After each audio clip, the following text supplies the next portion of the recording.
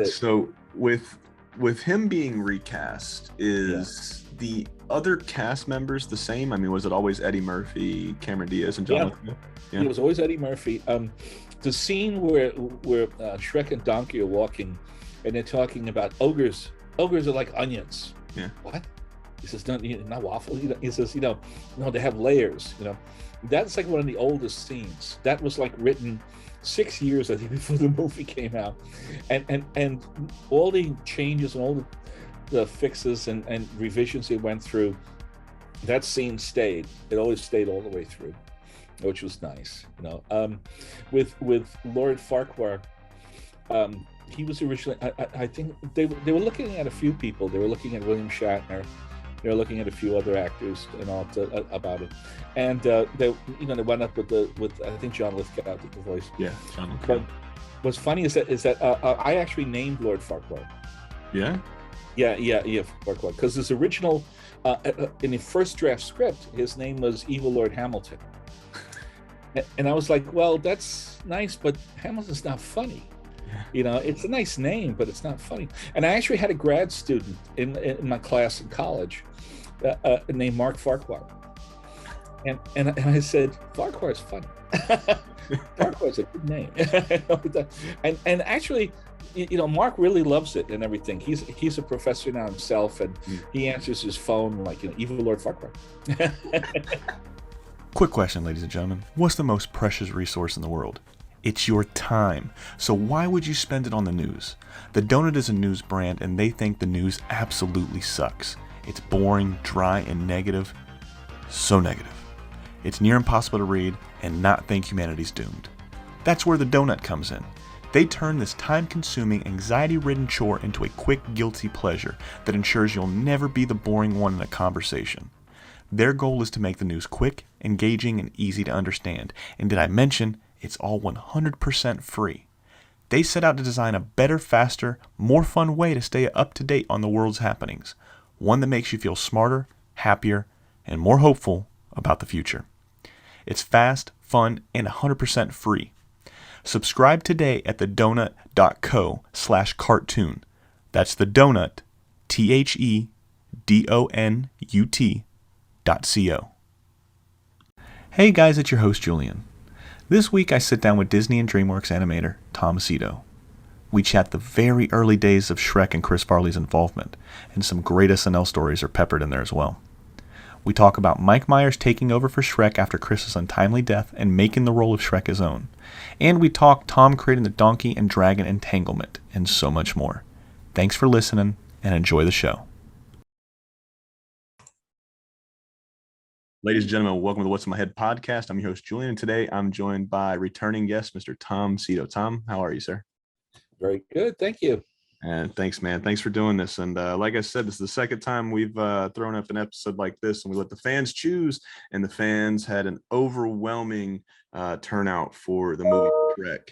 And just to put something into perspective for a little while, we got to take a trip back in time to 2001. What was going on in 2001? This movie, right? So what was happening in 2001, Tom? Around this time when it drops, May 18th is the date. We just passed the 21 year anniversary not too long ago. This is 6 months before September 11th and everybody's lives changes forever. This is also probably 5-6 months before we get our first Harry Potter movie, right? So we're in a world where we've still got the Twin Towers, that tragedy doesn't happen, and we have not seen the live action version of Harry Potter. Obviously, there's a lot of other crazy shit that went on during that time, but this movie blows it out of the gate right off the bat, man. We make, ladies and gentlemen, this is the first time I've ever really wrote notes down for any of this stuff, and I'm reading off, so I apologize for looking down. $42.4 million opening weekend, and it grossed $487,853,320 worldwide, man. So let's take it back, and we'll do as much Shrek talk as we can, but where were you when you start hearing that DreamWorks is doing this movie named Shrek, and then how do you come on board for it? Well, I was actually like one of the first people, one of the first people to start DreamWorks. Mm-hmm. So, when it was still just an idea, I was over at Disney, and I was head of story on Pocahontas, and I was directing a sequence of the Fantasia sequel. Fantasia Continued, Fantasia 2000, Fantasia, whatever, 2.0, whatever you want to call it. And anyway, right at that time and everything, my contract was up at Disney, and I got a really nice offer to go to go to DreamWorks. And I thought, I'd been at Disney about 8 years. I'd done a lot of films, and I just felt like, I felt like a change, like doing something else, moving on. And I enjoyed working with Spielberg and with Jeffrey Katzenberg, and thought, it's the kind of thing that, when you get to the end of your career, like one of my mottos is when you retire, you want to retire with as few regrets as possible. Yeah. You don't want to sit there and go, So I was thinking, if I don't do this, it's going to bother me. I thought, I'll do it. Yeah. Was it Napoleon said, the secret of success is never hesitate. And I do. It's funny because I do remember, when I came out of college, I had a bunch of friends. We were all in the animation people. And of all my friends in animation, there was one friend who, instead of trying to get work in animation, got a really nice offer working on a newspaper, doing, those kind of flyers that you get in your mailbox and you look at them and throw them away right away. But it was steady, and it was in his neighborhood and stuff, and he was very happy. So anyway, so the rest of us, I went on to work at Disney's, and all of my other friends got Emmy Awards for, things they done, Scooby-Doo, The Simpsons, all that stuff. So they all had like really good careers in the business. We would get together like 30 years later for a reunion, and the guy who didn't do anything like that inevitably will look at me and go, I could have been you. I could have done what you did, but I'm happy. I'm happy. See? Like, was he trying to convince you, or was he trying to convince himself? I think so, yeah. And that's what I thought. Okay, don't be him. If you can, better go for it. Yeah. Then always wonder. So I went with DreamWorks, and DreamWorks was trying a bunch of projects. Like, they thought their big effort was going to be Prince of Egypt. Like Spielberg wanted it to be an animated 10 Commandments that you're going to watch every year around Passover, Easter time, whatever, the holidays. That it'll be a perennial, and they spared no expense, and they did everything they could to make that thing as big as possible, and it was okay. It did okay, And then the other films that they were doing, like Ants and some of the other ones, they had up and down, sort of success. There was some live action movies with George Clooney and, Deep Impact and a few of those other films and all, and they did okay. But, when DreamWorks started, they were like, we're going to turn out Lion Kings. We're going to do Lion King after Lion King after Lion King, and after a couple of years, it was like, okay, where is it? Lion King 2.5. Yeah. And actually Shrek was the one that just was the complete, no doubt, full on success, that did it. And but at the time when we started working on it, you couldn't see that coming. There was it went through a lot of rewrites. It went through a lot of changes. I mean, I've got here the original, if you've ever seen the book. Yeah. This is, right, by William Steig. It's like, paper thin. Yeah. It's like a couple of pages, and it's a one-note joke. It's like the old Casper cartoon, Casper the Friendly Ghost. Eek, it's a ghost. And Shrek is like, eek, he's ugly, he's an ogre, and he's like, yes, I am an ugly ogre. I'm very happy about that. And that's the whole book. And you're like, okay, we got to make a 90-minute movie out of this. Like, how do you do that? So it went through many iterations and many directors and many, a lot of different screenwriters and stuff. And, and it's funny because sometimes you're just wandering through the jungle, wondering, are we ever going to see daylight? And then it all comes together. And then after the film comes out, people who didn't work on it say, well, that project probably directed itself. It's, of course, it's an obvious idea. And we're all like,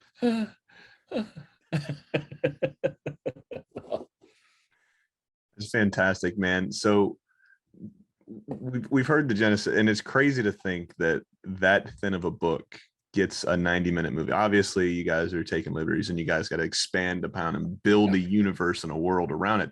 Much like The Iron Giant. You ever read the original book for that one? I didn't read the original and everything, but I know the story. Yes, it's very thin, just like that one. Very thin. Not a lot to go off of. Nothing really from the movie other than the giant and maybe a couple sequences. It's been a long time since I've read the book. Same concept. Very, very. You got the concept of the ogre. You got the concept of the Iron Giant.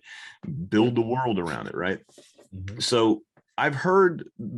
Obviously, it's not a rumor because I saw you post something a couple days ago when it just hit the 21st anniversary for Shrek coming out, that Chris Farley was actually supposed to be the voice before Mike Myers, and the many rewrites and iterations and different creative crews that came on to finally direct this movie. But I've never really searched that story out. So do you know, obviously you worked on it, but do you know much about the initial concept with Chris Farley instead of Mike Myers? Do you know anything about that? Yeah. I mean, in the earliest versions and all, Chris was going to be Shrek, and really, Shrek is designed. He kind of looks like Chris Farley. Yes, he really does. He just doesn't have the longer lock of hair and stuff that Chris had.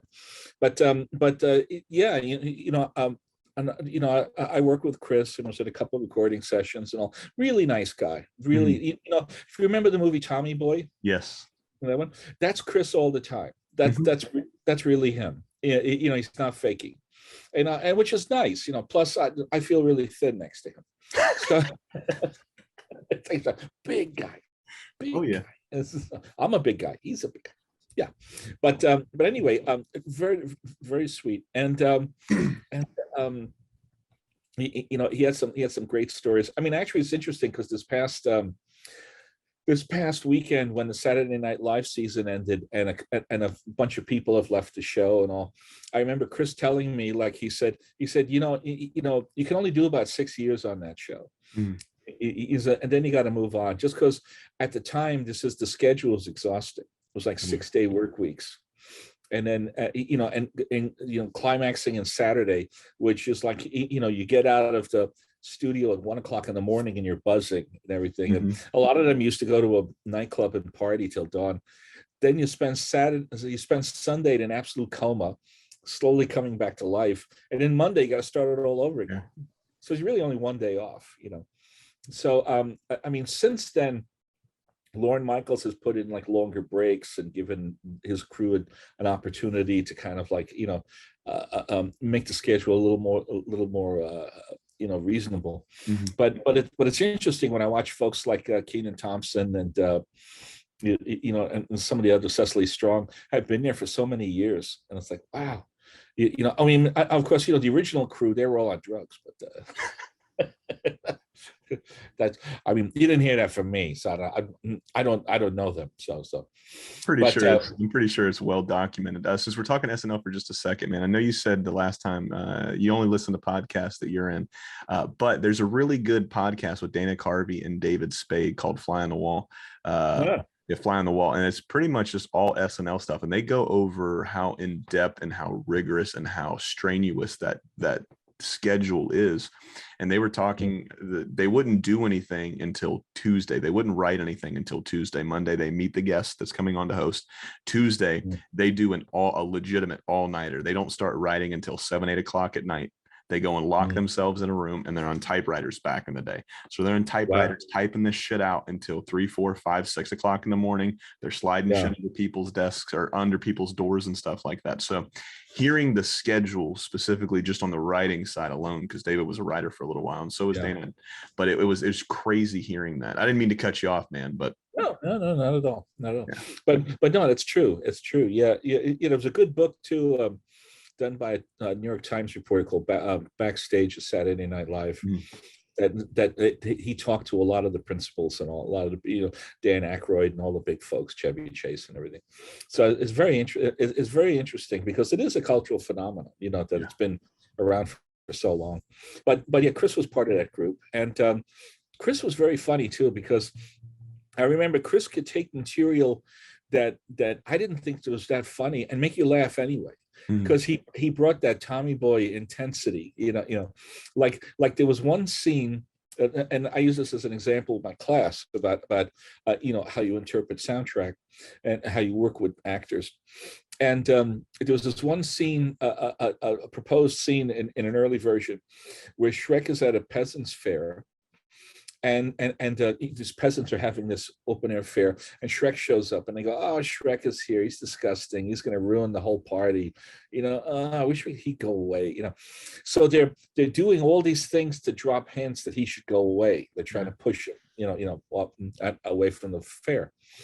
And at one point, Shrek figures it out, and he goes, "Hey, look!" And the line is, "Hey, look, I don't need some little girl from Kansas and her little dog to drop a house on me to tell me that I'm not wanted." So that's the line. So when I storyboarded it, I played it more dryly like that. Like, "Look, I don't need a little girl from Kansas and her dog to drop a house on me."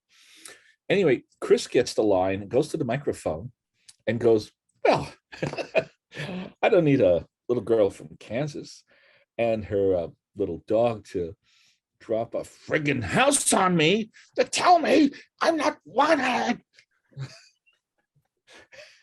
And he just cracks you up, and you're like, "Okay, that's good." Let's keep that one. So with him, did he sound anything like Mike Myers? Was there any, or did Mike Myers just do a completely different take on it? Yeah. It's like when Chris died, and nobody expected him to overdose. Yeah. And I was talking with Chris Rock later, and they were friends, and he goes, "Yeah, I never expected that to happen. I never saw that coming." But Mike Myers was his friend and everything, so Mike stepped in and everything, to help out. And he was originally just doing a regular voice, and then a couple of months into production, he decided, "I'm going to do the Scottish accent. I'm going to do the whole thing with a Scottish accent," which actually meant we had to go back and redo a lot of stuff because the inflections are all different. Like with live action, you can kind of dub somebody's voice to kind of like make it a little, like that joke, like that commercial for Liberty Mutual where the actor and they dub in his voice, Yeah, at the end, yeah. Yeah, you can kind of get away with that, but in animation it doesn't work as well because the acting and the inflections and all are different, and you could tell when something's been dubbed in and go, "Okay, that's not the same." I mean, this is opposed to Japanese anime, which is a lot of productions done in Asia. They do it with the idea that it's going to be redubbed. It's going to be like I directed a film once in Taipei that we directed it in Mandarin, then we redubbed it in Japanese and redubbed it in English, and you just take it for granted that it's going to go into different languages, but for the American product, they want that close match of the lip sync, so a lot of that stuff had to get redubbed. Do you know what the idea behind the Scottish accent was that he chose, or? No, I'm not really sure. I'm not really sure what he was headed for. I mean, by then I moved on. I was on another production. Okay. Yeah, I'd gone out to the Horsey picture, to Spirit, doing that one. But like I said, there was a lot of staff turnaround because we were trying to really grab the idea of what the film was going to be. Like Shrek had parents at one point, and we stopped with that, and then there was a long sequence of Fiona and the witch who puts the spell on her that turns her into an ogre. That went away. There was a whole bunch of those kind of things. One thing that's funny. One more thing about Chris Farley, and that was. Chris was very intense, so he was very, very funny guy, and there was one scene written where Shrek is talking to his parents, and he's supposed to have a bowl of nuts or raisins or something to chew on, and of course, being Shrek, they're bugs, so he's supposed to take a handful of these things, like, "Mom, I'm going out," this kind of thing. And anyway, Chris said, "I can't really do this scene unless I really have a bag of something, some M&Ms or something like that to chew on while I'm doing the lines." And they go, "Yeah, okay." So they went out and got a bag of peanut M&Ms, Mhm. but they're the kind of cinema bags. They're not like a normal bag of candy. They're like those big ones. Right? Yeah. In 1 hour, Chris went through 3 of those. Jeez. He's just like, and you're like, slow down, man, slow down. He was like that. Everything was like 100 miles an hour. So. Yeah, this is excuse me. This is actually the first podcast we've actually had any Chris Farley talk. I'm a huge Chris Farley fan. The first movie my wife and I actually saw together was Tommy Boy. Right, we watched Tommy Boy, then Black Sheep. Yeah. We were just, we were hanging out over the weekend. We had just started dating, so we were watching those two movies, and we had watched some other stuff. So it was like an entire like Saturday Night Live alumni cast movie night type of thing. So between Black Sheep and Tommy Boy, 50 First Dates, and what was it, Mr. Deeds with Adam Sandler. So we just went through the whole gamut of the SNL alum. But getting it back, I was gonna say, did you ever hear the story? I think it's in the backstage of Saturday Night Live about how he got hired at Saturday Night Live. Who, Chris? Yeah, Chris. Yeah. I might have. Yeah, he showed up at Lauren Michaels' office and everything for an interview, and he says, I'm gonna do. He says, so what do you do? He goes, I do impressions. And we go, what's your? Well, show me an impression. He goes, my first impression is I'm gonna do a salad. He goes, what? And what he does is that he strips completely naked and sticks a leaf of iceberg lettuce in his ass and puts 2 pieces of tomato on his nipples. And Lauren goes, you're hired.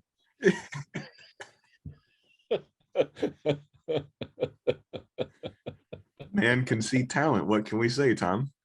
There you go. Yeah, and I'll say one thing also about working in film, particularly in comedies, is we have an old saying in the business: never argue with a laugh. If you get a laugh, it works. Yeah, man. If it's not broke, don't fix it.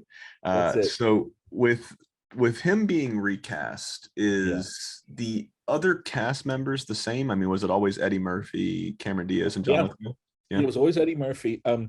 The scene where Shrek and Donkey are walking, and they're talking about ogres. Ogres are like onions. Yeah. What?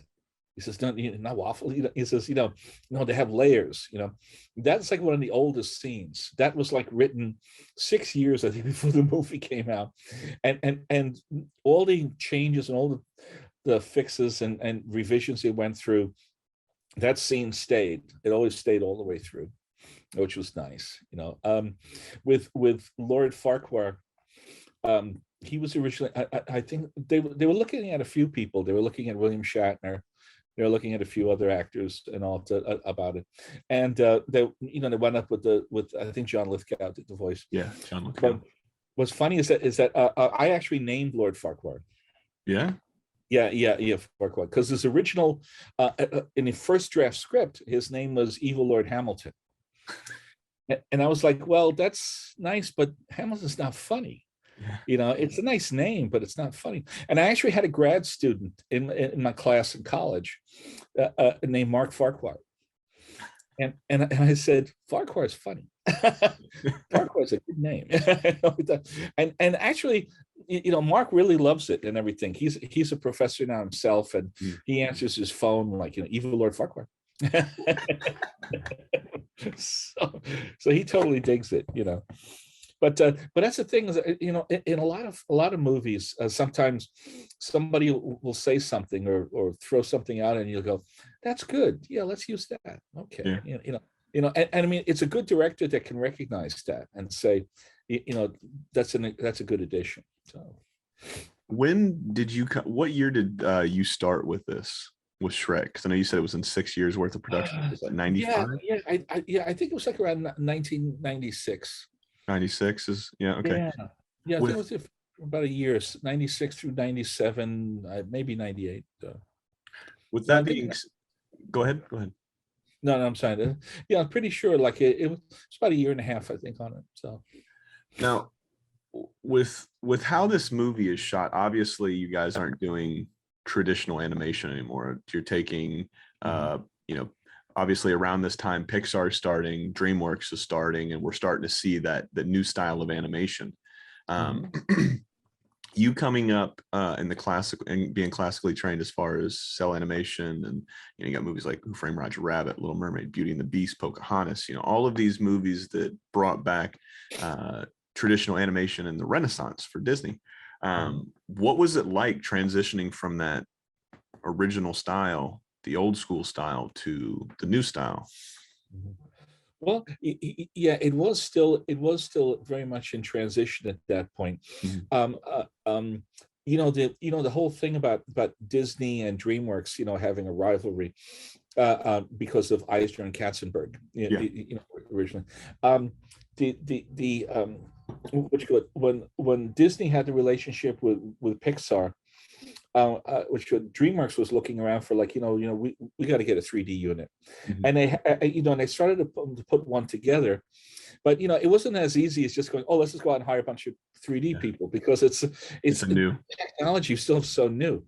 There was a company up in the Bay Area called Pacific Data Images, PDI.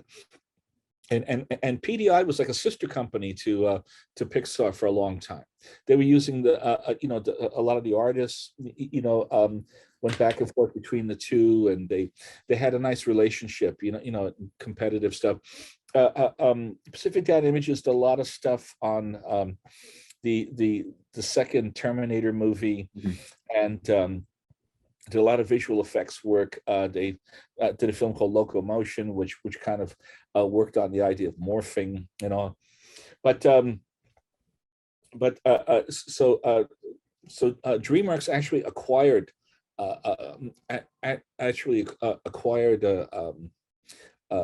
Pacific Data Images, and while Disney and Pixar set up this system of separate administrations. So there's like Disney is in Burbank in Southern California, and Pixar is in Northern California, and they have their own management team and their own staff and all. DreamWorks decided to basically, digest PDI. They basically like bought them, and then it became DreamWorks North eventually. But they were a very successful 3D company. Early on too with Shrek, originally they were pushing this idea of real-time motion capture. So it's like there was a couple of guys who had this technique that they'd worked out. And remember, all this software was still very new at this time, and the software was basically, you would have an actor and in the mocap outfit, and then everything he did would turn into real-time animation. And they were thinking like this, like it's much easier to do now than it was 20, 30 years ago, 25 years ago. But so this first technique, they had this thing to do Shrek, but the problem was when you actually saw the footage, it had an air of unreality to it. Like Shrek looked like HR Puff and stuff. It's like it's obviously a man in a suit, like it's a man in a fat suit. It's wiggling around and everything like that.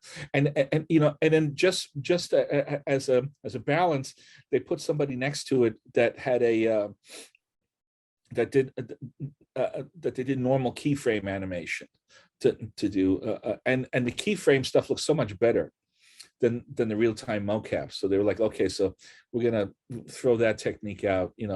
Let's punt on that one, and let's stick with the keyframe stuff. And so like I told you the first talk we had, I'm very new, and I'm still, every day you're not learning, you're dying, right, man? So you got to learn every day. So keyframe animation, obviously you teach this for a living, so I'm not asking you to do what you do for a living and teach me keyframe animation in the short time we have. But like footnotes, man, what is keyframe animation? Okay, so keyframe animation is, the way you design human movement. It's like, let's say I'm going to do somebody throwing a baseball pitch. So it's like I do this key, this pose, this pose. Okay, got you. So that's key, like that. So the beginning and the end of an action. So the way in action. So if I'm hitting a hammer or something, it's like 1, 2. Got you. Like that. So that's 3 keys. and then you put in the in between motion, so that it fleshes out the movement. How fast it's going to move and everything, because something can move very rapidly, something can move very slowly. So now, is keyframe animators, is that generally the more experienced or veteran animators? And then, because I know you said in between they do all of the, obviously, the motion in the ocean of the, all the range of the motion, excuse me, but is the keyframe, is that generally a more experienced veteran animator on that team? Or yeah. That's usually the senior people. That's like the Frank and Ollie's, and Gotcha. the top guys, the Glenn Keanes and stuff. Those are the keyframe guys.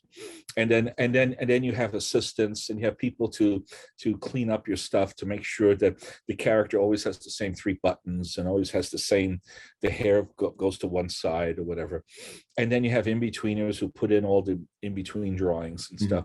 So that's the traditional way of doing it, and even when things went to digital, there still is that to a certain extent. So you still had to have people assisting you and everything. So this way the animator could just focus on the acting, like making the acting work. Like I always say, the thing about when people say, well, what's the big deal if it's already moving? And I go, well, take Hamlet. If you take the play Hamlet, you know what Hamlet says, and you know what he does, and you know what happens to him. Yet, if you took 5 actors and tell them to do Hamlet, you're going to get 5 different Hamlets. Yeah. And like, why is that different? And you go, it's the performance. So the performance is where that's where keyframe animating comes in. Yeah. I have to interrupt for a second. Can we stop just because I'm getting a message. And we're back, man. We're talking Shrek. So you told us the story about Chris Farley and getting to see him be Shrek, for at least a little while. Did you ever get to see Eddie be Donkey? I didn't see Eddie when he came in and everything. Yeah. And it's funny, because his performance has been the most consistent. Yeah. And it's like very successful for him. And it's funny, because while he was doing these, he was doing a lot of live action movies, but things like The Vampire in Brooklyn and The Golden Child and stuff, and they never quite hit the way Shrek does. And you wouldn't think about that it would be that big a deal, but I think Shrek's been very good to him. Like they got a lot of, and his character is funny. I mean, the whole donkey character is a very funny character. He really is, man. I think he brought back Waffles, man. If I've known anything from that movie, he made Waffles trend. I'm a waffle guy. I always say it, man. I say I'm a food guy. So you got pancakes, you got waffles. Waffles are the grown-up brother that has made something of his life. The pancakes are the slackers that are still living at home with their mom. The only reason I say this is because waffles have butter pockets. You put butter on pancakes, it's sliding right off, right? So you want butter pockets, go for the waffles, ladies and gentlemen. But what was some of the hardest things that you did, as far as, obviously you had so many director changes and creative team changes throughout the process of making the movie and getting it to where when it releases, May 18th, 2001, right? So you have all these changes. So what was the hardest part specifically for you during the making of this movie? I would say the hard part for us was just basically, finding a good solid through line. Really sort of like to find the plot, like find the character, and this happens a lot in animated features, where like take the movie Frozen. Frozen was in development for years. It was almost 20 years, and that's not to say 20 years constantly, but it's like they would do a treatment, they look at it, maybe storyboard some of it, and go, yeah, and then put it on the show. Let's try it. So Frozen was originally the Snow Queen, and the director of Lion King worked on it. Brad Bird didn't pass on it. There was a number of top directors that took a stab at making something out of that, and it just didn't gel. For some reason, because if you read the original story of the Snow Queen, they're not sisters. The Snow Queen's just evil. She's just like, it's just like your classic, witch. What is she like, Tom? What was she like? Yeah, like that, the bad guy, basically. And and that's a hard thing too, because when you're doing story, is that when you're trying to define these characters, because like we always say, bad guys never think they're being bad. They think they're doing the right idea. Respect if you read the memoirs of famous Nazis, like Joseph Goebbels, like left a thick book of reminiscence, and you actually read his writing. He sounds like a nice guy. Yeah. He's just doing horrible things, but he takes the staff out for a beer after work and gives them a Christmas bonus and buys presents for his kids, and then he does horrible things. Yeah. So when you're thinking of villains that are just like evil, it's kind of like it's kind of dull. So you want to find an interesting spin on the villain. And then the danger, of course, always is that sometimes you can make the villain so likable, like Darth Vader or something. Like everybody's like rooting for Darth Vader, like that happens too. But anyway, so it's finding the character, and he doesn't finish off the thing with Frozen.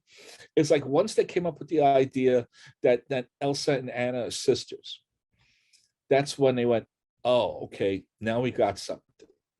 Yeah. And in actuality, the relationship, like her boyfriend or something is a secondary. It's really the sister relationship was the primary, focus of, thread going through the story. Yeah. So that made it interesting, So it's the same thing. It's like you're trying to find something that's good.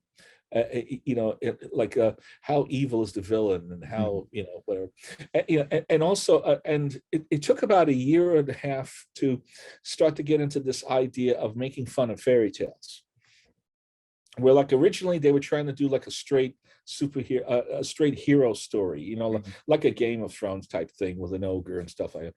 And it just was like, it was just kind of like, flat soda or something. Like it wasn't that interesting. And once they started to play up the idea of let's make fun of fairy tales, like one of these story artists, a guy named Hank Mayo, came up with the idea of the gingerbread man on a pan going, bite me, eat me. Yeah, that's a good line. That's pretty funny. So finding that kind of stuff, then you're like, yeah, I like that. That's pretty good. So we started to say, let's start to do that. Let's start to go in that direction. And the other thing was like a lot of our upper management, like a lot of the top guys, people at DreamWorks, were so focused on Prince of Egypt that here we are doing this balls out comedy, like this, like really, like it's really just supposed to be a comedy. It's not supposed to be serious. And and the guys coming from like dealing with God on Mount Sinai, like, and then we do a fart joke, and then this happens, So it's a little hard to pull them back from the Mount of Olives to like, okay, we're gonna do silly jokes here, So yeah, like I said, man, I think I told you the story about the first time I watched it with my kid, and that was the first time I ever got called old. Was us watching Shrek and then me mimicking what was going on through the movie, and then it's just like, man, this, like, yeah, came out in 2001. Wow, you're old. I was like, what the fuck? It was a head trip for me, man. But getting to experience this movie on multiple different occasions, because this is a movie that you can sit there and pop in no matter when, man. It could be Christmas time, if you celebrate Hanukkah time, Thanksgiving time, pick a holiday. You could watch it on any holiday. You can watch it on a random Tuesday. We're talking on a Wednesday right now, Tom. So who knows? Yeah. But what was that? And that's a thing too, which is in a lot of these films, you have to make the decision of how topical you're going to be as opposed to how timeless. Like in the Walt Disney Company, Walt Disney worked really hard to make sure that his movies didn't date. They're like, you can watch Snow White right now and enjoy it just as much as someone in 1937 was watching. Pinocchio's like 1941, 1940 actually. And but yet, Warner Brothers went the other way. They did lots of topical humor. They did lots of jokes about top 40 songs and phrases and buzzwords and popular cliches of the time period. And a lot of that stuff dates, but I mean, I still enjoy it, even though I'm still getting the jokes, like there's an old Yosemite Sam, the original Yosemite Sam, where Bugs is being chased through a train by Yosemite Sam, and Bugs runs into this boxcar and locks the door, and Yosemite Sam's banging on the door. He's going, "Open the door, Rabbit! Open the door! I say, open the door!" And he looks at the audience and goes, "You notice I didn't say Richard." I'm like, what does that mean? Called him a dick. I don't know what it means. And anyway, I've watched this cartoon like 80 times. I've seen it so many times over the years. One day I was driving to Pasadena and I had the radio on, and they had a program on the weekends called the Old Time Radio Show, where they played classic recordings of classic radio programs from the 1930s and 40s. And they said, we're going to play a hit song by Louis Jordan and the Modernaires from 1940 called "Open the Door, Richard." And it's like, I finally get that joke. I've seen this thing so many times and I've never gotten this joke until now. I just thought he was calling him a dick because Richard was another name for a dick. So that's why I laughed. I thought it was the dick joke. Yeah, no, this actually was a particular song reference, So yes, so there's that kind of thing. And Shrek actually manages to be not to be topical. We actually another one is like, in Aladdin, when Robin Williams was riffing so many characters, as the genie. He did Ed Sullivan, he did William F. Buckley, he did Arsenio Hall, he did Jack Nicholson, and it was Marie Chevalier, I think. And we're sitting there going, does anybody under 60 know who Ed Sullivan is? He was like a variety show host in the 1960s. He introduced the Beatles, and he was funny because he was so square. He was such a dour guy, right here on our show, But anyway, whenever they ran it for an audience, the children just laughed anyway. Yeah. They just said he's turning into a funny man. I don't get it, and the adults go, oh yeah, it's Sullivan. The weird ones, the one that dated the most was Arsenio Hall, because Arsenio Hall was doing this thing he did in his talk in his show, where he used to go ho ho ho ho like that, and everybody would do that, and that's out of fashion now. So it's like everybody's like, what's he doing? Oh, it's some kind of thing from the 1990s. I don't know what it is, So it come back. Yeah, it could. It could always. You never know. So you try to walk that plank between being topical, but not dating. Because like in a year or two, will anybody remember? Mm-hmm. Don't know. When was the last time you watched Shrek? Oh my goodness! Oh, I haven't seen it in a while. I'm very curious, because I know the technology's changed a lot. The cinematography is in the newer movies is much better now than the original film. And all they're doing a lot more with light and shade and stuff. At DreamWorks, we actually brought in some serious cinematographers. We brought in Roger Deakins, who's an Academy Award-winning cinematographer, to kind of help us with the look of the film. Because in the beginning, everything was very simple. Grass is green, the sky is blue, trees are brown, like that kind of thing. And then you're like, no, let's try and get some real lighting in here. Let's try and make this interesting. So it's it'd be fun to see the first Shrek. And I know that the human beings were always like a little. They kind of look like those sort of bendies you used to get in a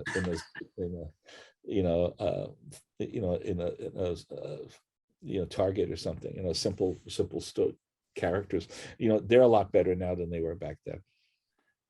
I just went back. Whenever I have somebody on, we're doing something that I really want to talk about, I make sure I go back and rewatch it or re-listen to it. Just do something where I can refresh my mind.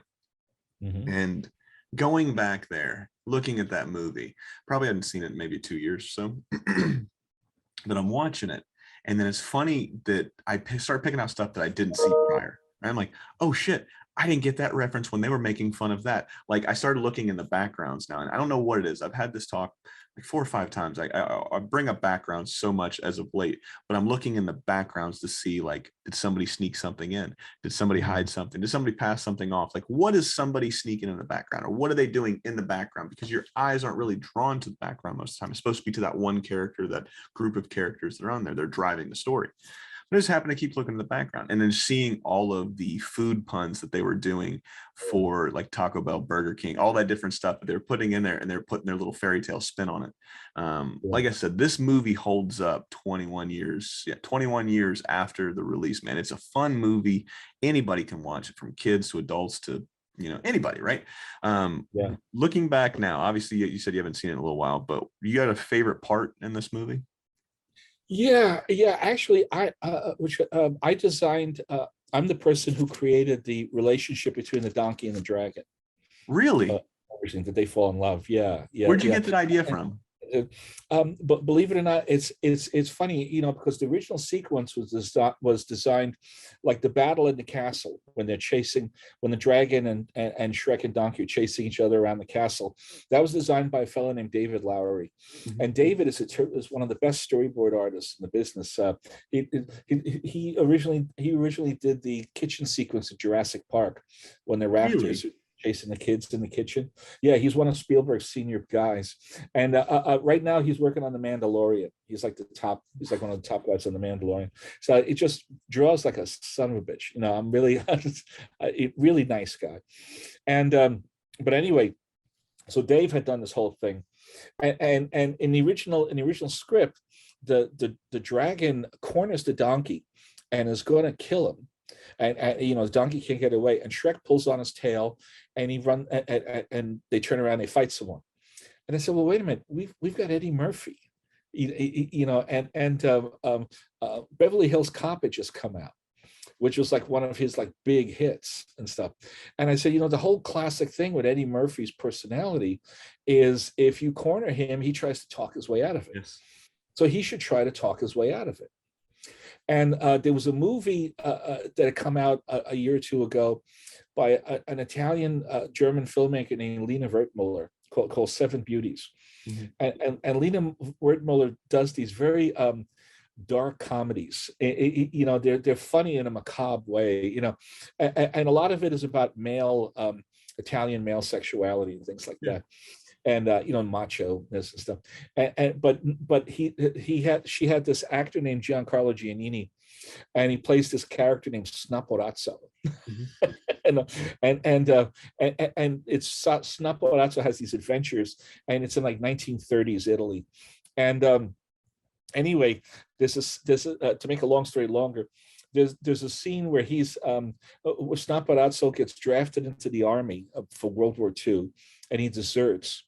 And then he gets picked up, he gets arrested by the fascist authorities and given to the Germans, who put him in a concentration camp.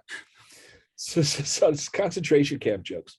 And anyway, so he's in this lineup of prisoners, and the commandant of the camp is this very butch, tough-looking woman. With a riding crop and boots and stuff. And she's stomping around looking at all these sad prisoners. And Snaporazzo realizes the only way I'm going to survive and not die is to flirt with the commandant, to try to seduce the commandant. This is Lina's idea of humor. So don't blame me. But anyway, so she's looking at all these prisoners. And then when she gets to Snaporazzo's like,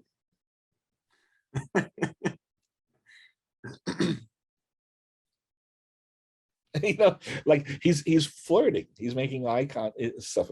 So I said, maybe the dragon corners the donkey, and the donkey, instead of running in fear, goes, hey, I got pointy ears and you got pointy ears, and I got a tail and you got a tail. Yeah. You know, like that. And, you know, and then the writers and the other story people said, hey, yeah, we could do this, and we could try this, and we could do, you know, and it's kind of like throwing a pebble in a pond, you know, creates ripples. Everybody's like, well, yeah, let's do this, let's do that, let's do this. And it actually wound up like becoming like a central theme in the story, where like at the end, it's the dragon who, you know, eats Farquhar and saves the day, you know, for her boyfriend, the you know, the donkey. So so it's like how you take one idea and it just expands, and you go, okay, let's work with this, let's take this, you know. So and that's the fun of filmmaking. It's like, you know, the story is just the script is just the beginning. You know, I'm sure if you bring a writer in here, he'll say the script is everything. You know, just like if you interview an editor, they'll go, the real movie's made in editing. Editing is worth it. So I'm a story guy. I'm like, the real movie's made in story. We're the guys that really make the movie. You know, everybody else is okay. So I mean, you're gonna hear that a lot. You know, but the fun part is being able to take input from you know, left field and go, all right, let's use that. Let's put that in. You know. I think I tell you that the last time, did I tell you those stories about the movie Gladiator by Ridley Scott stuff? Okay. Yes. Oh yeah, I won't go over that again. But I mean, that's an example. Really, is a great one for like taking in stuff from far afield, left of field, and going, okay, let's try put the. And Shrek was like that, where you saw some stuff, you go, oh, this is a good idea. Let's try this, and you know, let's work with that. And then, because again, too, you know, the story was so. You know, it was so light, you know. So yeah. Oh yeah, I found a drawing of David from an early Shrek. Oh, that's really cool. That looks a lot more like Chris Farley too. It does, yeah. That was like a really early beginning, the whole thing. So yeah, he was a little gentler. It wasn't as cranky. So yeah, and really, you know, because in the story and everything, you know, the donkey a lot of times has all the good lines and everything, and then Fiona has a lot of great lines and stuff. So and Farley was almost, I mean, Shrek was almost like a straight man, you know, at one point, but like the brunt of the jokes instead of making jokes himself, but which is okay, you know, it still works out. I would have loved to have seen what Chris Farley could have done with that movie. I bet you it's obviously it'll be a night and day movie because Mike Myers and Chris Farley are, you know, so different folks, you know, right? So different, you know, so it would have been interesting to see if we could have Doctor Strange just had their multiverse of madness. If we could get a multiverse of madness of Shrek and see what Chris Farley would have done, I would have loved to seen it. Yeah. As we're winding down, man, we're gonna roll into some fans' questions. Thanks for doing this again. I really had a blast getting to the low. A lot of the stories I've never heard, and a lot of the stories I didn't want to go and research and look into before I talked to you, because I wanted to hear it directly from somebody who was there. Because so many times I hear stories, second and third and fourth hand, most of the time it's from people that weren't even in the same building or universe as these people for the most part. So it's cool, like I said, getting to hear what actually happened while on the set. Looking back 21 years later, man, where would you rank the Shrek experience in your career? I would say it was pretty high. It was pretty good and everything. I was proud of the stuff I did. You know, I didn't see the project through to the end because you know, like we went through a couple of executive changes and stuff, and one of the directors, you know, didn't like my input and everything, and you know, wanted to go with another person. So I said, okay. So I went out to Spirit, and then he got replaced too. So it's like, but that's, you know, the phrase, that's Hollywood. Yeah. You know, that's you know, until you're on the receiving end of that, you don't know what it means. But then you're like, oh, okay. I'm another number. Yeah. Yeah, now I know what it means. Yeah, you know. Yeah. So I mean, yeah, there's chutes and ladders. You go up and down, you know, like that. And then you know, then after Spirit, I went on to like direct a movie at Warner Brothers. So you know, it worked out. That was Osmosis Jones. Yeah, but, I like that one too. Yeah, but you know, you could go through these things, and it is interesting because, again, like I said, you know, the studio at the time in 1997. Really, they had their eggs in one basket. Like they really thought that Prince of Egypt was going to be their Sunday punch. That was going to be the one that's really, and it did okay, you know. But you know, but Shrek was like gigantic, you know. Monster. Yeah, you know, Shrek was the first movie to win the new category of Best Animated Feature. Really? Like people don't know this, but at the time, Little Mermaid and Iron Giant and Spirited, not even before Spirited Away, Nausicaa, before those, there was no category for animated feature. There's animated short, which is that that had been around since 1932, but anything over 30 minutes is not a short. And everything. So Pinocchio, Bambi, all those things, Little Mermaid, didn't qualify for anything. They got it for the songs, score and things like that. Yeah. But Shrek was the first best animated feature. I think it was like up against Jimmy Neutron and I forgot what the Pixar won that year. Might have been Monsters Inc. Monsters Inc. Yeah, that's it. Yeah, for that year. That's a big year to come out though. Yeah, it was a surprise. Yeah, so. Yeah, man. Like I said, what a time to be alive. So we're rotating to some fans' questions. There was one that I wanted to ask. I went back and specifically looked for this one. So if I pronounce his name incorrectly, but Sobiscuit _ wanted to know. Any chance you work with Steve Sobisky? That's my dad. He did 3D animation and lighting for Shrek. Oh, I don't think I work with him directly, because the story department, we were in Glendale, in Southern California, and the rest of the film was being done in Northern California, up in the Bay Area, Redwood City, is where Pacific Down Images was, or DreamWorks North, as they say, Yeah. And also, so I think he's probably working up there. So. Okay. Frick Boy wants to know, how does it feel to be a god? Yeah. I don't know. All right. Yeah. We got closed out on it. I didn't get this one's name because I took a snapshot of it, but how did the original Shrek script differ from when Chris Farley was still the voice of Shrek to the current version where Mike Myers is the voice of Shrek? Obviously, we talked about the many changes, but was there a distinct change that you could probably point to that comes to mind? I think it's that Mike, early on Myers was trying to do sort of like almost like a Farley impersonation.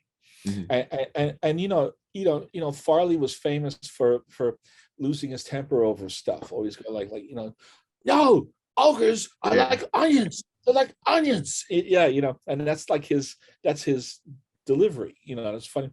And after a while, Mike figured that I can't just impersonate him. I've got to find my own character here. And he really went and created his own character with the Scottish accent and all. And that was the one that he wound up going with, And it's interesting that both he and Eddie Murphy just kind of, lived on those Shreks and everything. You didn't see that many live action movies, he was doing. He was just doing Shrek 3, Shrek 4, Shrek 5, and it's fine. Like we were talking earlier, we were talking about The Simpsons a little bit. And that is, when you have a success, let's ride it out. You hate to just like walk away from something that's working really well. Absolutely. Where are we at? Yeah, I mean, have you ever seen movies where you're like, I want to see more with these characters? Yes, all the time. Yeah, I felt that way. I think the one that was with me was the Peter Weir movie, Master and Commander, with Russell Crowe as the Sikh British captain, and with the fighting ship from the Napoleonic Wars. When that movie was over, it's like, I want them to keep going. I want to see more stuff with those guys, And they never made a sequel, and of course, well, the famous one for me is Who Framed Roger Rabbit. It's like everybody wanted a Roger Rabbit sequel, but it's like, for one reason or another, it never happened. I heard something not too long ago. I can't remember what podcast it was on. It was a newer animation podcast. And I might just be conflating this with something else. But I want to say I heard a story on there, or I read it somewhere, where they were going to be jumping forward ahead. It was World War II era. And there were Nazis involved, as far as like Roger had to fight back the Nazis. Yeah, that was one of the versions and everything. Like Roger Rabbit takes place in 1947, Mhm. which is after World War II, about 2 years after World War II. And the sequel they were talking about was going to be a prequel. They were going to go to like 1939 or 1940. So how Roger met Jessica Yeah. was that was going to be the one of them. And one of the people working on it was a guy named Joe Ranft, and Joe was like a lead story artist at Pixar. It was like Mhm. one of the best of the story artists in the business and everything. Very intelligent man, very good. And he tragically died in a car accident in Yeah. 2005, which is a shame, because he had a lot more to. I think he had a lot more stories to tell, Mhm. but he was working in part on that. And yeah, the problem always with Roger was that Roger was owned right down the middle between Amblin, Spielberg's Amblin, and Disney. Mhm. And you couldn't do anything with the character without the both of them agreeing. Yeah. And it's kind of like asking, Blackbeard and Captain Kidd to get along on a job. It's like after one successful job, that's fine, but then another one, you're like, and they just couldn't really kind of work it out, fortunately. And then, and at the same time, Robert Zemeckis, at the time, didn't want to make sequels. Mhm. Like he said, he himself, because he had done Back to the Future and he had done Romancing the Stone, and then he was doing Forrest Gump, and he was like, I don't want to spend the next 10 years, the second 10 years of my career making sequels to the first 10 years of movies. So he talks about a sequel, but then after Bob Hoskins died, you're like, it won't be the same. I don't Yeah, know. it really wouldn't. It'd be like the same thing with the Harry Potter movies I alluded to earlier. It's Yeah. very, very difficult. I don't know. I wouldn't even want to think about stepping into the shoes of whoever had to do a prequel, Alan Rickman. Alan Rickman. Yeah. Man, I try to think of something other than this, but he was a real motherfucker when it came to that role, man. He crushed that. Like, that is my favorite character in both the movies and the books because of the portrayal from Alan Rickman. I mean, he transcended that screen from watching that and then going like anytime. I don't know if we had this talk doing these podcasts, you kind of confuse or misremember who you might have had to talk with or what you might have had to talk about. But did we talk Mark Hamill and Kevin Conroy from Batman the Animated Series at all? Our last time? No, not really. No. So whenever I read comics, I go into my comics every Wednesday. Whenever there's a Batman comic, the voice I hear when I'm reading those comics is Kevin Conroy. The voice I hear is the Joker whenever the Joker pops up is Mark Hamill because of Batman the Animated Series, right? So it's the same concept, right? So you've got these voices that you hear. So whenever I see or read something that's got Snape in there, I instantly think of Alan Rickman's cadence, his talk, his voice, just everything. So like I said, he popped off the screen and made that my favorite character in the books. So it's always great when you can see an actor that does that. And Bob Hoskins could never be, in my opinion, he could never be replaced. So it's like he can never make a good sequel to Galaxy Quest. Such a good one too. Right, because Alan Rickman doing the Leonard Nimoy character and Tim Allen and Sigourney Weaver, they're so funny all together. Yes, they were all working on that film, and it's like it wouldn't be the same. So that's such a fun movie too. I love Galaxy Quest, man. Yeah. But yeah, so it's like I said, it's always interesting. So Blue. Oh man, Axolot 64 wants to know. I'm pretty sure I butchered that one. Why did you over sexualize Shrek, Tom? Me? I didn't do anything. He's a sexy guy. Hey man. Well, us heavy set people, have a natural, male energy that I think they call it dad bods, Tom. There you go. That's it. Like, got to think for man breasts, That's Query boy or query_boy wants to know. Did it turn out the way you wanted it to? If not, what would you have changed that would have made Shrek a significantly different movie? So watching what you watch, man, do you think it turned out the way it should have?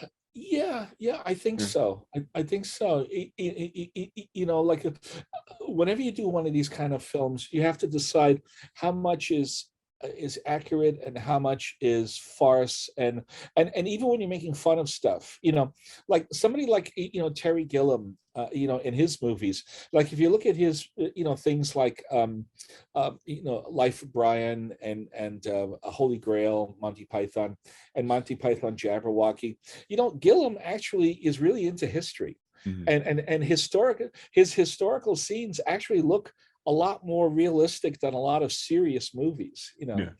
And so with the same thing with Shrek, you have to decide how medieval you're going to make it, like how much you're going to do the Middle Ages, and then how modern farce is it going to be, how much it's going to be a broad farce. Mhm. And you know, remember, you know, we're doing a comedy and everything, Katzenberg, our producer, once in a while when I'd be arguing about stuff, he'd look at me, he goes, are you giving me the H word?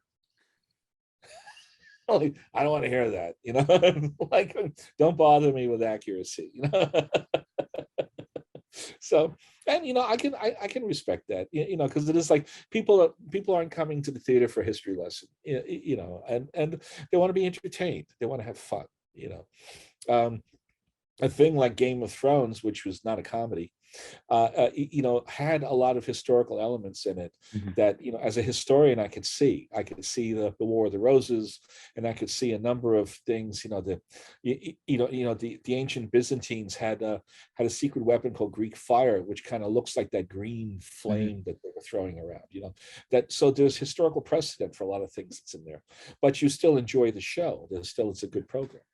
And you know, and then you know, you look at again too, like when you think like, well, how much of it do I want to make it into you know, how broad do I want to go with the comedy? And I think at a certain point you had to do that.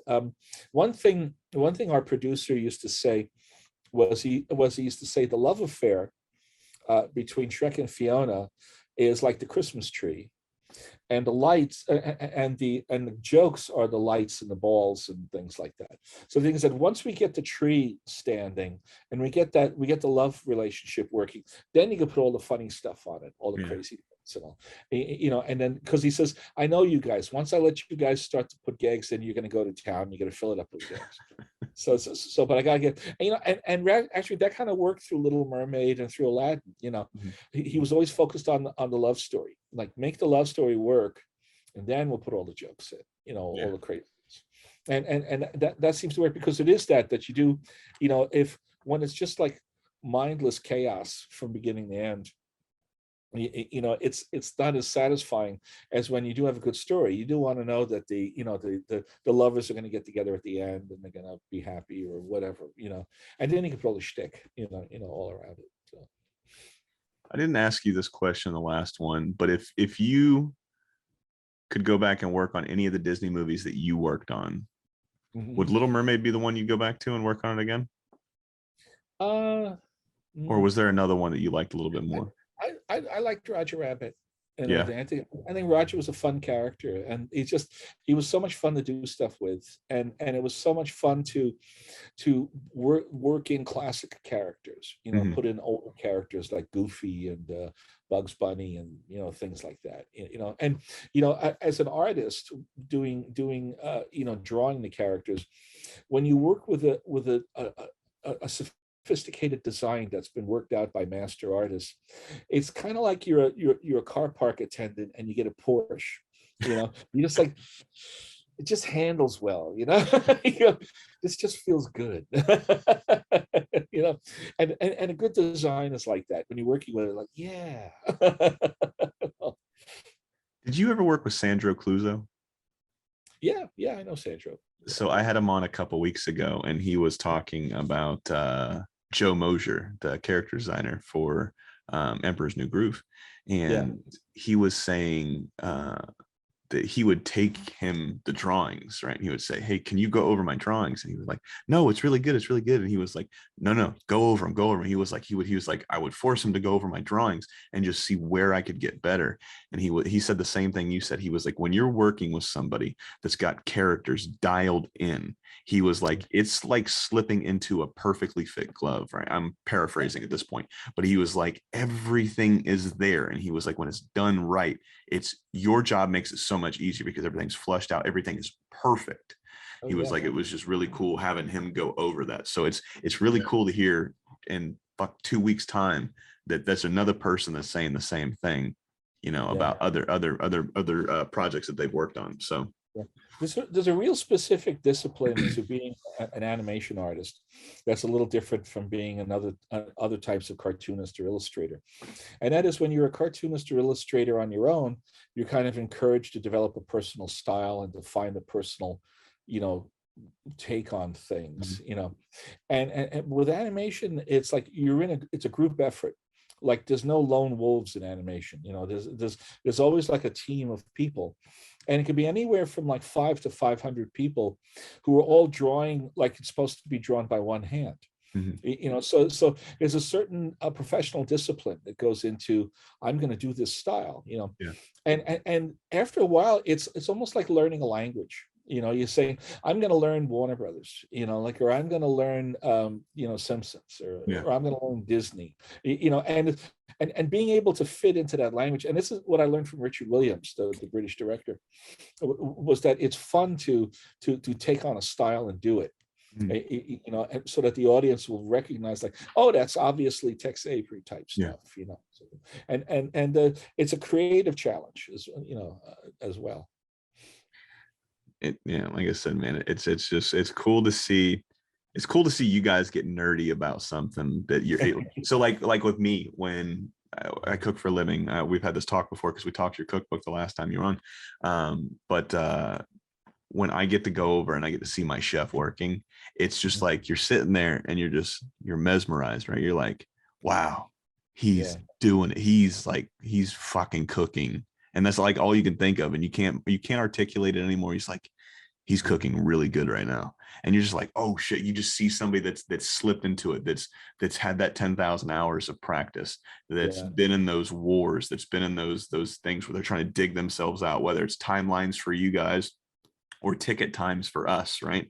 It's just crazy to see somebody at the height of their craft doing their craft. It looks effortlessly, and then you get in there and then you look like the fucking Swedish chef from the Sesame, you know, going all over the fucking place, right, man? So it's like I said, it's just I like seeing that stuff. I like when people get nerdy about what they do. You know, when you're talking about getting nerdy, it's like, a particular thing with animation people is that there is a certain like every profession has its heroes, you know, like if you know, like other comedians, you know, like people who are full-time stand-up comics would go, Gary Shandling, wow, man, Gary Shandling was so good, you know. Or, you know, stuntmen, Yakima Canutt, nobody could fall off a horse like Yakima. You know, he set up the chariot race in Ben-Hur, you know. I mean, that was he told Charlton Heston, just get in the chariot, leave the rest to me. You know, I like made it work. So every profession has its heroes, has its, you know, like baseball players are always talking about old baseball players. Yes. It's all really good. So animators, we all sit around and go, Milk Hall, Milk Hall, Shere Khan in Jungle Book, you know, Rod Scribner, one of the great Clampett animators, like very loose, crazy stuff, great Piggy Bank Robbery, you know, like, I hope I could do Scribner someday, you know, and they have a style, and you're like, you know, I'd love to work in that kind of style, you know, and that's fun. It's okay to have a professional heroes, you know. It's because you know that your work is going to be judged. Was it Eric Larson, who was like one of the 9 old men, and was a great teacher. He used to tell of all those young pups, he'd say, just remember your scenes are forever. Which means years from now, like you said, it's like 20 years later, somebody's going to put on the TV with their kids and they're going to watch your program. they're going to say the same thing. So that's why, like, you don't want to crap it out, because it's going to be there forever. And and 20 years from now, you're going to go, oh God, oh, I wish I could get that back, fix that, but you can't, you have to do it, so it's the same thing. You have sort of professional standards. It may not always, but like, the audience may not always get the extra effort you're putting into, but that you've done your best and everything. And it's like the way actors a lot of times prepare for a role by, like when Lawrence Fishburne was doing Matrix, he took a couple of months and just worked on martial arts, just getting good at it, and it's like nobody asked him to, but it's part of it's preparing for the role. And animators, like, we see the same thing, which is just like, learn. The more we learn, then the more of a realistic thing we could bring to the character, So if you want to animate a fire-breathing dragon running down the street, you have to think about the run. You have to think about what the dragon move like. If he has wings, how do the wings flap? How does the fire look? Does the fire look good? And the more realism you could bring to that fire and those wings, the more realistic the effects, so that you believe that there's a real dragon running down the street. Yeah. So that's the professional sort of discipline you sort of aspire to. So we'll wrap it up with these last two. I didn't ask you this one because I think I did it a couple weeks after you came on the first time. Mount Rushmore of animators. You got 4 plus 1, right? So I've had so far on this, I always say 4 animators, but I think I'm going to take away the animators and say just 4 inspirations, because I've gotten, especially the last couple interviews I've done, I've had Van Halen on here, John Sanford. He was a really cool dude to talk to as well, another Disney guy. So he was pulling like all of these, an illustrator, Charles Schultz, of course. So if you want, you can do just 4 animators plus 1 for your honorable mention, or you can do 4 inspirations plus 1. It doesn't have to be animators. So it's completely up to you. But if you had a Mount Rushmore of inspirations or animators, man, who would be your 4 plus 1? Okay, let's see. Well, I would say Bill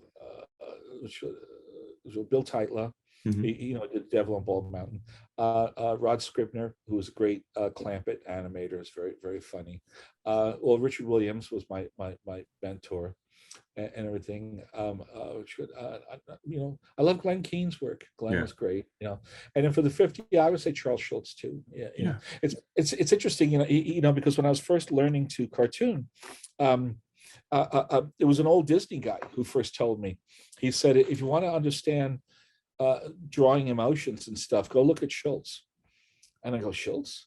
And he goes, yeah. He says, other people will do happy guy, angry guy, crazy guy. Like this. He says, Schultz does complicated emotions like melancholy and vexation and ennui, and does it with 2 dots on a line. Like he does these very complicated emotions, and they read on the face just so simply. And actually, if you go up to Santa Rosa, you go to the Schultz Museum and look at his stuff, he worked very hard on that. Like he didn't just like doodle it out. You can see that he fixed it and fixed it and fixed it and changed it until he got it exactly the way he wanted it to look. And and so he really labored on those things to make them look, like I think Gertrude Stein said, it takes great effort to achieve simplicity. So it does look like it's simple. And that's also why, like, Schultz never let himself be ghosted. Like he never let other people draw his characters. And the animation's different, but in his own comic strip, when he was dying, he closed the strip. He just said, I'm not going to have somebody else do my characters after I'm gone. And like, okay. I gotta respect. I actually had the curator for the Charles Schultz Museum on. I think it was beginning of the year, and I don't know if I've showed you, but it's Snoopy nice. and Woodstock. I've also got Charlie on that side on my hand. So yeah, okay. I'm a huge Charles Schultz fan. So I can't wait to get back out to the West Coast, because that's like the first stop I want to make. I want to do that one, and I want to do Walt Disney Museum, the family Yeah, the museum. Disney Museum is good. Yeah, yeah, yeah. And then when you come down here, you could go to the Motion Picture Museum here, Yeah. which is it's not even a year old yet. I think in September it's going to be a year. But yeah, I was an advisor on the Motion Picture Museum here to kind of help them out with their animation stuff and all, and yeah, the Disney Museum is great because yeah, I was there at the beginning of the Disney Museum, and originally I thought, oh, it's just going to be like 11 rooms of family photos, But it's got good stuff. It's got good displays, and they're very aggressive with their shows. Like they rotate like shows. Yeah. Like I think Andreas Deja is helping them with a show right now. I think it's about 101 Dalmatians, Yes. But it's gonna have some great stuff in it, and they got a multi-plane camera and all there, and there's a lot of good exhibits in it. So. Yeah, we've to watch that one so many times now. 101 Dalmatians. So when we had the second kid back in last July, it was, you've had kids before, so you know how it is. One person gets in the shower, one person's got the baby, and then one person comes out, and you switch round table type of thing. And so whenever she would be in the shower, I was either watching Samurai Jack. I'd watch one episode a night, and when I finished that, we pretty much watched, because at that point he was not sitting up by himself, but he was becoming more aware of his surroundings. So we started watching anything on Disney. So 101 Dalmatians was playing religiously, and my top one has always been The Jungle Book, but 101 Dalmatians specifically is starting to grow on me so much because of the influence from UPA. When I had Linda Semensky on a few weeks ago, we actually talked about 101 Dalmatians, UPA quite extensively, and the New York illustrators. So those two in particular, man, it's just like when you see that one, and then when I hear somebody talk about it, when I had Floyd on a few months back and he was talking about it, just getting to hear so much about that, it's starting to become like, it's starting to encroach that number. It will never surpass Jungle Book, but it's starting to encroach and get a lot closer and close that gap. So It was so interesting about them, and it's like, I'm not part of the Disney company anymore, so I can say what I want. But but I was what I thought was funny was that Walt Disney never liked UPA stuff. That's crazy too. He wanted like more Pinocchio. He wanted he liked the 40s style. And so kind of passed him by. And Ken Anderson was one of the designers who did a lot of work on Dalmatians. And Walt just rode him. He's just like, I don't like this. This isn't working out. I don't. What's so good about this? And all this stuff. Anyway, he actually drove Ken to Ken had a heart attack, and he survived. He's okay, but anyway, after the movie comes out, and not only is it a financial hit, it's a critical hit. And like snootier like newspapers like the New Yorker, the New York Times and stuff are saying this is a bold new design direction for Disney to go in, and it's modern and it's exciting, And it said that Walt went and visited Ken in the ICU,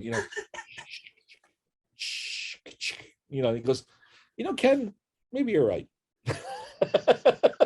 You want a cigarette? But he's like, thanks, Walt. I mean, thank God, like Ken recovered and lived another 35 years, and and he was they were all happy. But he actually outlived Walt. So.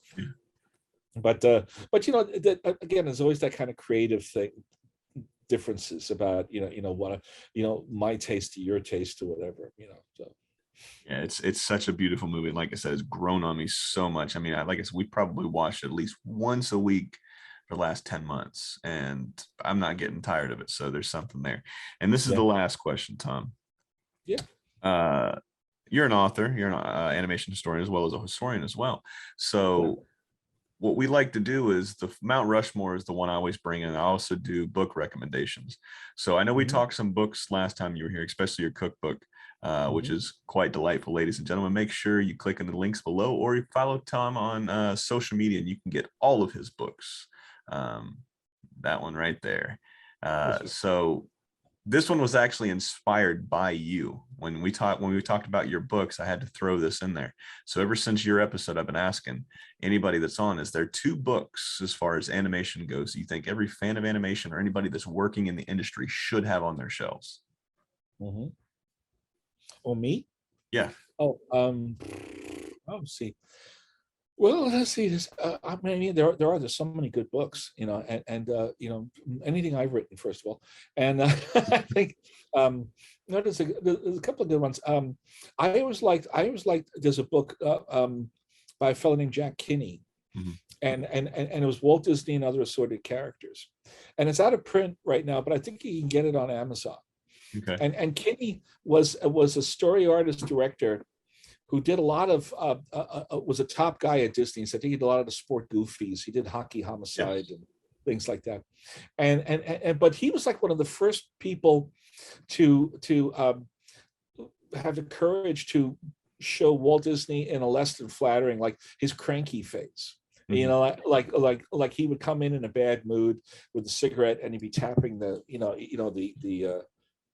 like he'd be tapping the armchair, like, okay, what am I looking at, and he would catch him in all his moods, and it was nice to see, because the guy's a real guy, I mean, I run into this a lot of times, sometimes with Disney historians, that there's always the Saint Walt crowd, where like Walt Disney is God on earth, and like he walked on air, and I mean, I knew Mark Davis and Frank Thomas and Art Babbitt and the people who knew him, and he was a normal guy, I mean, he smoked, he liked a cocktail after work, he passed wind at both ends, he's a normal person, he's not an angel, and so when I heard things that sounded like a normal guy, I found that very interesting, just to see the real person, you know uh, uh, uh, because it doesn't always come out, because the studio likes to make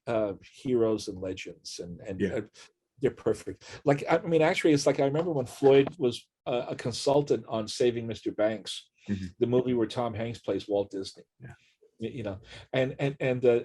We were joking. I said, are they going to show him smoking?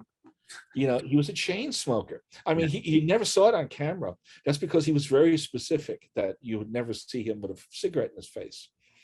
Just like John Kennedy liked to smoke cigars, but you never saw him with one in his face. Yeah. That was very deliberate. But the old guys would say you could tell Walt Disney was coming because you could hear a smoker's cough down the hall. You'd hear like, ugh, ugh, ugh, oh, Walt's coming. And it's not to say he's a bad person or a good person. He's just a person. Yes. Like, he's a real person, and that a real person could create such wonderful things, and create so much memories and things for people, that even decades after his death, people are still talking about his contributions. That's a great thing. It really is, man. And what was the other one? So you said the Jack Kenny one. That one actually came up a couple talks ago as well. So Oh, yeah. good. Yeah, that's a great one. Yeah. Oh, you want another one too? Yeah, we'll give you your two recommendations, and then we'll get to Tom's book that he wrote recommendation. Which one are you going to recommend this time? But what's the first one from somebody else? Yeah, check it. And then sure. Well, Seamus Culhane's, I think, what's his name? I think it was like Walt Disney and Other. No, the first one was Walt Disney and Other Assorted Characters. Seamus's memoirs was very good too. Mhm. Because the thing with Seamus was that he went through, he started in the silent period. I think he was like a runner or something at the Bray studio, and then he started at Fleischer's on when Fleischer's went to sound. So he Mhm. was on all the Betty Boops and all the early stuff, and then he went over to Disney and was there for Snow White, Pinocchio, and all. And he also did some of the earliest TV commercials. So he went through a lot of stuff. Boy, I'm having a brain. See, that's the thing about when you're in your 60s. Suddenly, like, all these things, like, I don't remember the name of that one, but he has some great stuff. Yeah, his book From Script to Screen is very good as a how-to book as well. Beautiful. And then what's Tom's book that he wrote's recommendation? Because you gave us a recommendation for the cookbook last week. Which one are you recommending this time? All right. Well, my computer history one is good. I did this. My first one was called Drawing a Line. Drawing the Line. Yeah, and it's actually, believe it or not, a labor history about animation, but Yeah. it's just about the relationship between artists and employers, and it originally started. With I knew, like, in 1941 there was a very big strike at the Disney studios. It Mhm. was all the artists strike, and the artist chose up sides. You're either for Walt or you're for the union, and and a lot of artists, even in their old age, were still mad at each other, Yeah. depending on whose side they took, that May, of 1941. And, we don't, it's not as well documented today because the strike was settled around September. And then a few weeks later, Pearl Harbor happened. Mhm. So that kind of like knocked everything, upended the game board and had to start all over again. Yeah. But when I talked to the artists who lived through it, it was the most important thing that ever happened to them. And I learned all this different stuff about the backstage of Hollywood sort of industry, and how different things would happen. So like Walt Kelly, who created the character Pogo, he was a Disney animator and all, but he left because of the strike, and he decided, okay, I'm going to go into cartoons, and the guy who created Dennis the Menace was originally a Disney artist, and he left because of the strike. And there was a strike at the Fleischer Studios in 1937, and there was an artist there working named Jacob Kupferberg. And when the strike happened, he said, well, I don't really like doing animation. I want to go back to my first. What I really want to do is I want to do comic books. Mhm. So he left and changed his name to Jack Kirby. Wow. So that's where, yeah. So I mean, you're learning these little things like, wow, I didn't know that. That's insane. That's worth the price of admission right there. That story right there. Yeah, and the mafia got involved, and this, well, anything labor in the 30s and stuff, you're going to have gangsters involved and things like that, and and then the anti-communist witch hunts and stuff, where they're going after people, and that was a thing also, so all these things like right now there's a columnist that does a lot of political stuff named Naomi Klein.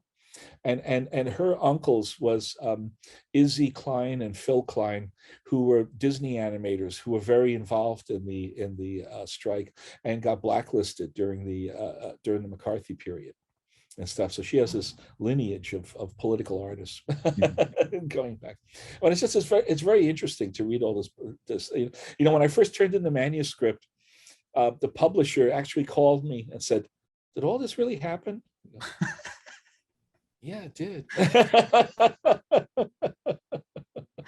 Oh shit. Yeah. Have they done a documentary on this yet? On this era? Not really. There's a little bit. I mean, I'm in the American Masters Walt Disney series. The one on PBS, American Masters Walt Disney, and I think they talked to me a lot about the strike. And I talked to them a great deal about it, and so we got some of it in there and everything, as well as the McCarthy stuff, But have you tried pitching a documentary for this?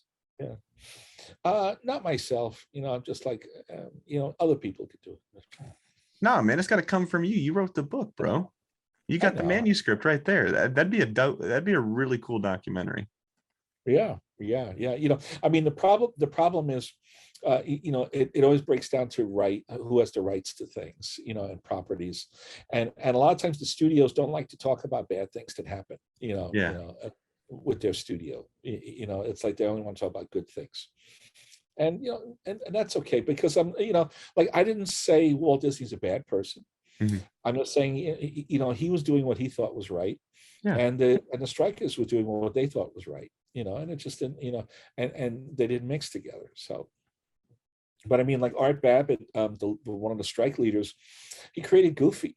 Mhm. He was like one of the top guys, and one of the other top guys, Bill Melendez, created Charlie Brown Christmas.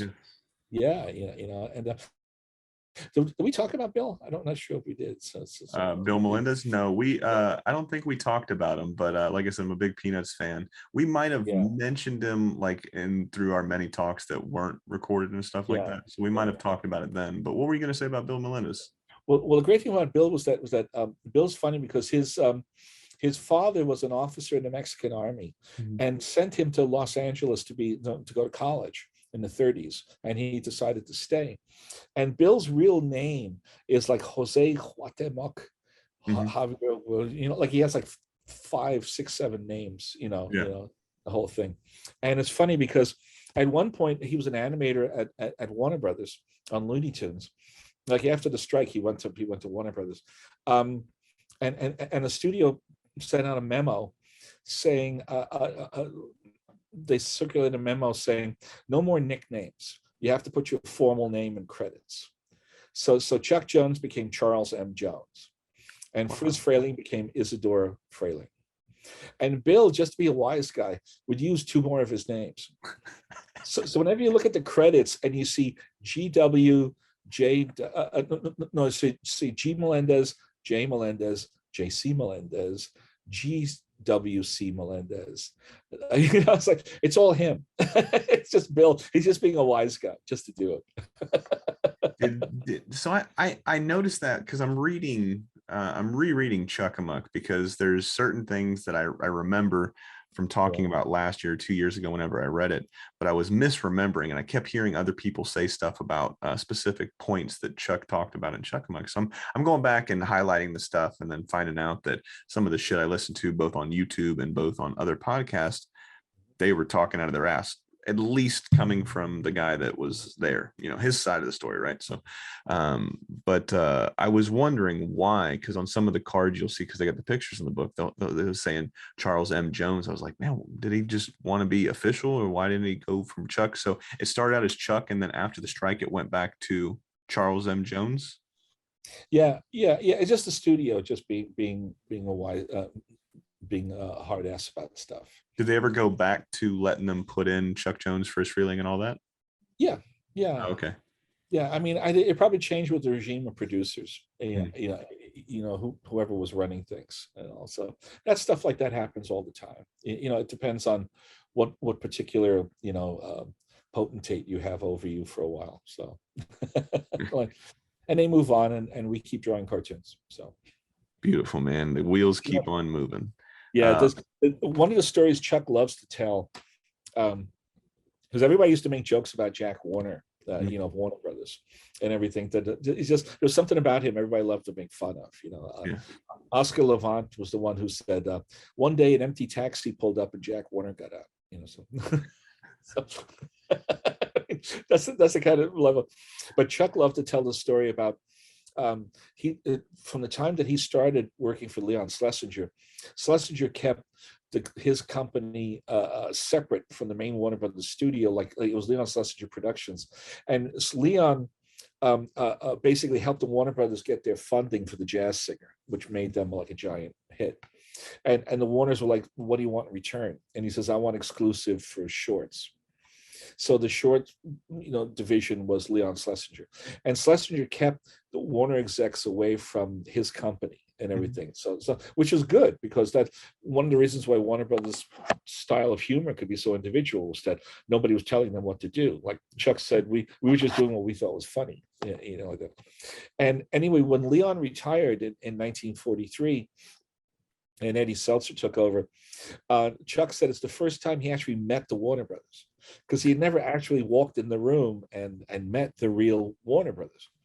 And so when this changeover happened, when Warner's took direct control of the shorts unit, because Leon retired, they had a meeting in Jack Warner's office, and Chuck said Jack Warner went right up to him and Frizz and said, "I don't know what the fuck you guys do, but we make Mickey Mouse, right?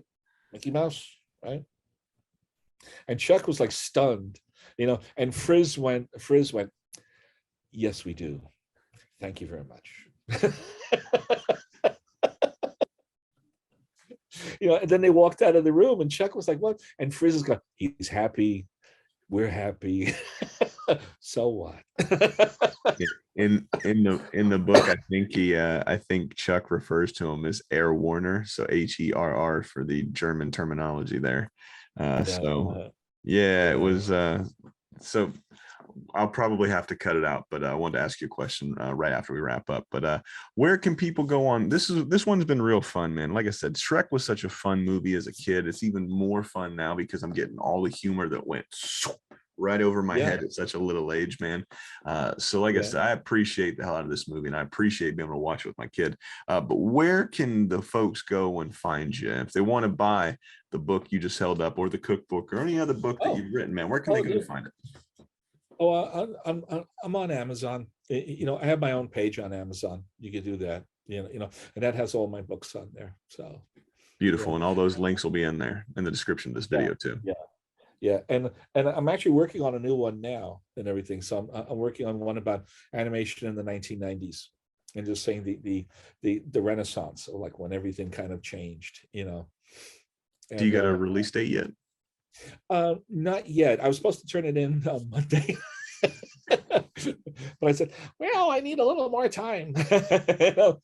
So I would say maybe like about a year and a half from now. So maybe by the end of 23. All right, man. Well, that'd be cool. Yeah, books are like that, and schedule wise, you got to schedule them like a year or so in advance. So yeah, I got to imagine, man. So like I said, this one was pretty close to the other one. So maybe next year when your book's about to release, we'll bring it back on right after so I can read it, and then we can talk about it, man. It'd be really, really fun because does it go? I know you can't give too many details, but is it just Disney or? No, actually, I mean, that's what I was saying. Like, while I was talking to you, I was fielding the director of the Simpsons. Director of the Simpsons, to talk about his stuff. And because I mean, Disney's like, they've got their thing, but you pick a year like 1989, okay, right? So 1989, Little Mermaid comes out. Who Framed Roger Rabbit was already out. Little Mermaid comes out, and The Simpsons go to be a regular series. Liquid Television, Eon Flux, the next year, Ren and Stimpy. I mean, all that stuff is all happening like around 1989, 1990, like that, then 1991, Terminator 2, breakthrough computer graphics. 89 is also The Abyss, another Cameron film with great computer graphics, So all this, there's so much happening in around that time period, where before that time period, like there was like 25 years, there was no animation at night. Animation was just Saturday morning. It was what they call the Saturday morning ghetto, which is just the 4 hours between 8 and 12, every Saturday morning. And the idea of doing a show at night was crazy, even though they did them in the 60s, like in the like the Jetsons and the Flintstones used to run. Yeah, prime time. But then it fell into the Saturday morning thing in the 70s. And as so, when they were pitching to James L. Brooks and Barry Diller, we got to do The Simpsons as a nighttime show. They're like, what? There's no such thing, and now it's standard, because you got MTV with liquid television, and now there's adult animation. When in the 80s, if you said adult animation, people know what you were talking about. They thought that's crazy. There was no such thing. Cartoons are for kids. And the idea that and so it's like when a Little Mermaid and Beauty and the Beast came out, you would go to like a Wednesday night screening at like 10:30 at night, and there's a line to go into the theater, and it's all adults. There's no children, and you're like, wow, that was a new thing. See, like in Japan and in Europe, adult animation and adult comics is not a big deal. They were doing it all along. I mean, there's a great tradition of Japanese manga, for adults, which is fine. But in North America, it took a little time to re-educate the public, and I think it's, it had to do with like all the stuff that we watched when we were children, and now it's older. Yeah. And you still like it. But also there was that re-education that adults will watch animation and enjoy it just as much as children will. And just because it's animation doesn't mean it's just kids. So you have something like Archer, or I don't know, what, Bob's Burgers, or BoJack Horseman. They're all very sort of adult themes, even though they're cartoons. So Absolutely. Well, I'm really looking forward to it, and I hope you delve pretty deep into the Cartoon Network side, because that's probably my favorite era of animation. Well, like I said, Tom, and all those links will be in the bottom, so you can click and go follow Tom on all the social media pages, as well as check out his Amazon pages. Check out the descriptions. All you gotta do is point, click, and go and buy a book. Well, like I said, Tom, man, this has been real fun. He's been Tom. I've been Julian. This has been a What's My Head podcast, and this has been another piece of your childhood. Good night. My guest next week is resident cartoon junkie and the host of the Animation Destination podcast, Brandon Jones. Enjoy the teaser. Yeah, My God, is it beautiful. It's so good. That episode 10 is one of the best episodes of anything I think I've ever watched. The Slave of the Scorpion is one of the best episodes of anything, because like I'm loving that show all the way through. I'm like, this is a great show. I'm loving it. These great little episodic things. And then suddenly from out of the water, plot just enters, and just like they throw all the plot at you. They've expanded this world. It's not just like a prehistoric world. It's like actually it's this isolated prehistory kind of world, and now you've got this other stuff over here where you have these like ancient Arab Muslim cultures, and there's a giant demon lord who's trying to enslave them, and it's like, oh, this is gonna be amazing. And then they cut all that off before season 2, and I'm just flipping tables. Can't wait for it to happen. Oh, super stoked about it. I cannot wait for season 2. I'm glad you